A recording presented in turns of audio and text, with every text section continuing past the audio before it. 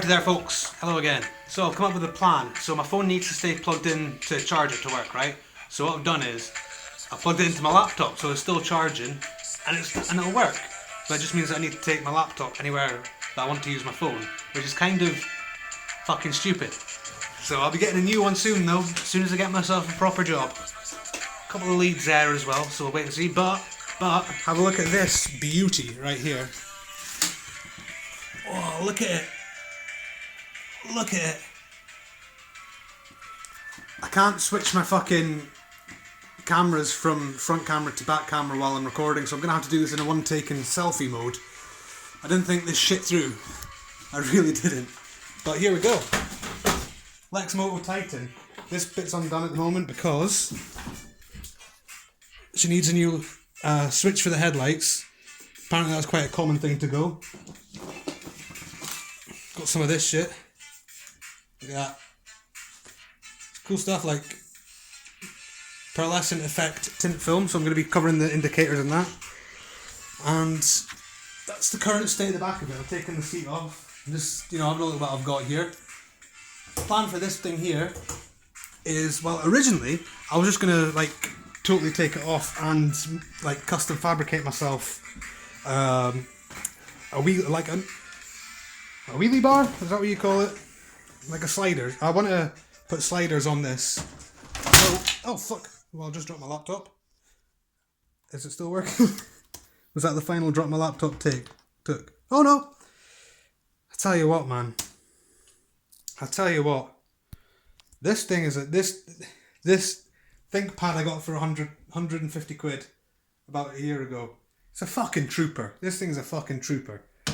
This laptop's brilliant. I mean, it does everything I need it to. It just fucking works, man. It just fucking works. So, yeah. So my plan for this is,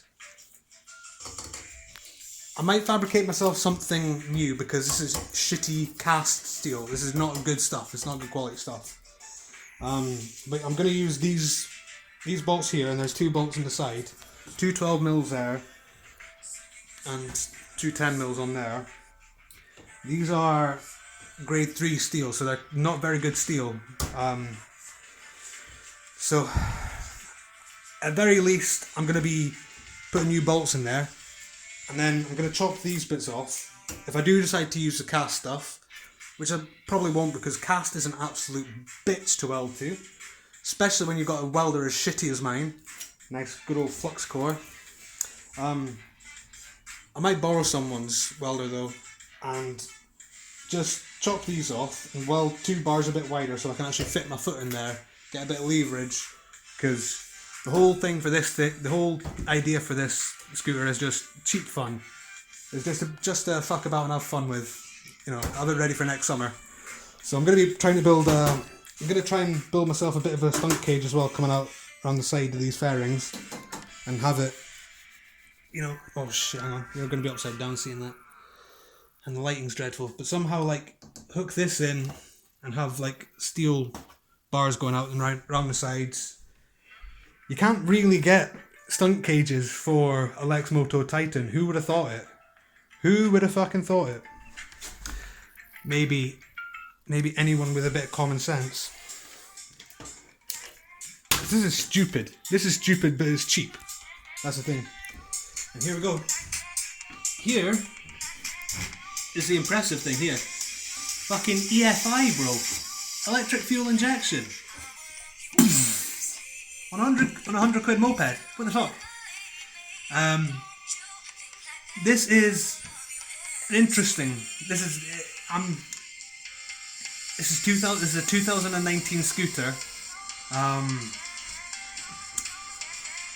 And there's not actually that much information about tuning these ECUs, because I mean, if someone's actually if an enthusiast is going to buy a 125, they'll get themselves something cool, won't they? I mean, typically they'll get the coolest thing they can afford, I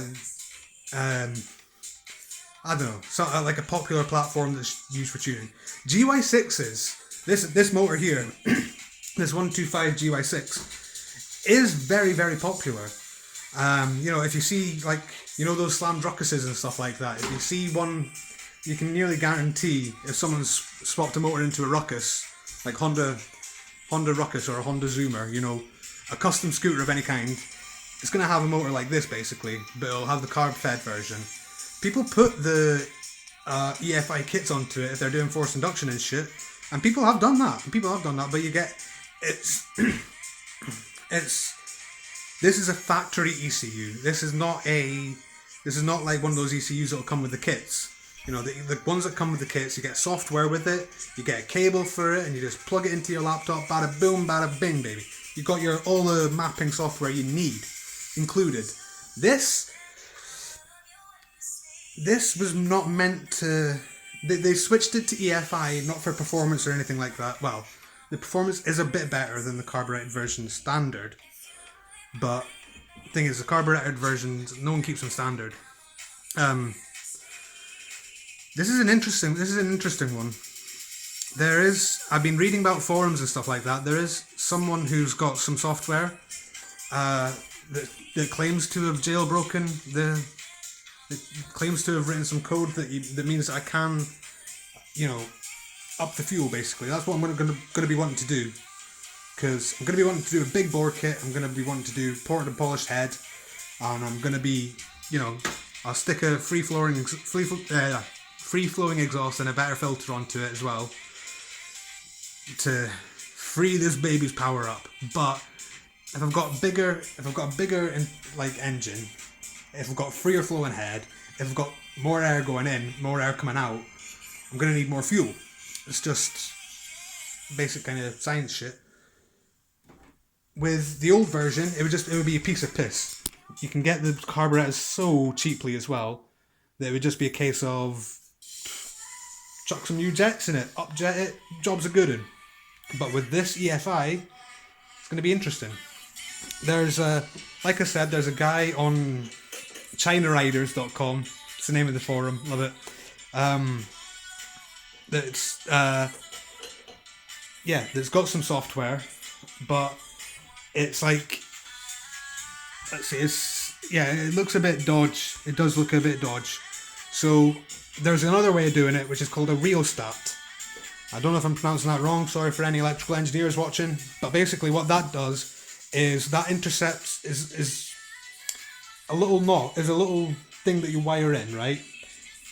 And you can change the resistance. Basically, you can turn the resistance up or you can turn the resistance down, and you can adjust the fueling with that by making the scooter think that it's getting more or less air than it's actually getting. You know what I mean? Then it's yeah. I'm not too sure about that method either. I might just do an EFI delete. I am considering that because you can get, you know, large carburetors quite cheaply.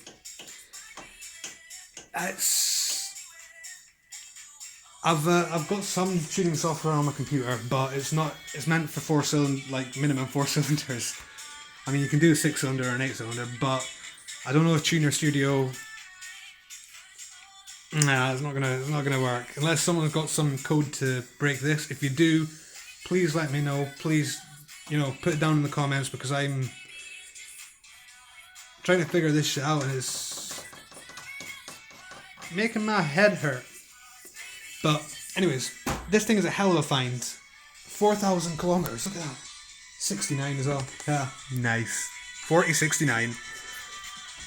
So I don't know what to do about this thing, man. This is a whole new kettle of fish for me, man.